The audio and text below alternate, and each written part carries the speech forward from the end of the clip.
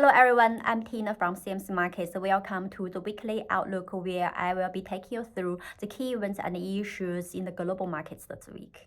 Wall Street continued its bull run after the Fed paused rate hikes after 10 consecutive increases. Apple, Microsoft, and Nvidia have all refreshed their all-time highs. This week, we continue to monitor the U.S. influential economic data, focusing on the flash U.S. manufacturing PMI.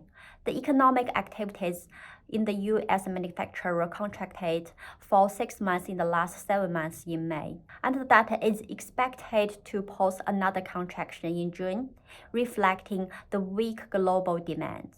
On the earnings front, we'll be looking at FedEx fiscal fourth quarter earnings. The company has upgraded its full-year outlook for 2023 as the cost-cutting measures offset weak demands at units including FedEx Express. The company's shares has rebounded about 6-7% from the low in 2022. A decline in the fuel's price may also help it to increase the profit margin.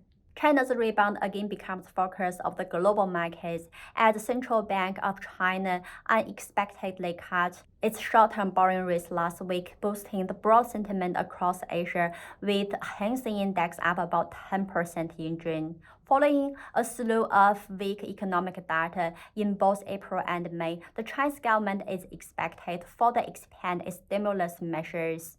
And this week, we'll be focusing on its decision on the loan prime rates for 1 year and 5 years, which is expected to be further reduced 10 basis points to 3.55% and 4.2%. respectively. Coming to Australia, the RBA's meeting minutes will be in the spotlight.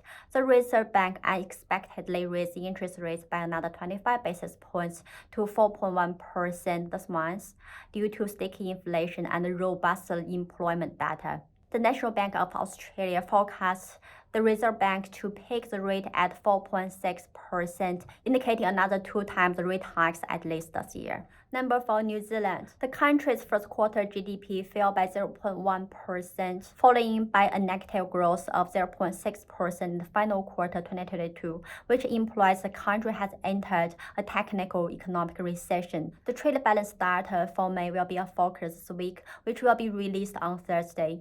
Trade balance returned to surplus for the second straight month in April, as imports rose about 12%, mainly from Singapore, and exports rose at a slower pace of 10.4%, primarily to China. The last one is Bank of England's rate decision. The BOE is expected to raise interest rate by another 25 basis points as the country's inflation stayed elevated. Its first quarter GDP grew only by 0.1%, but avoided an economic recession.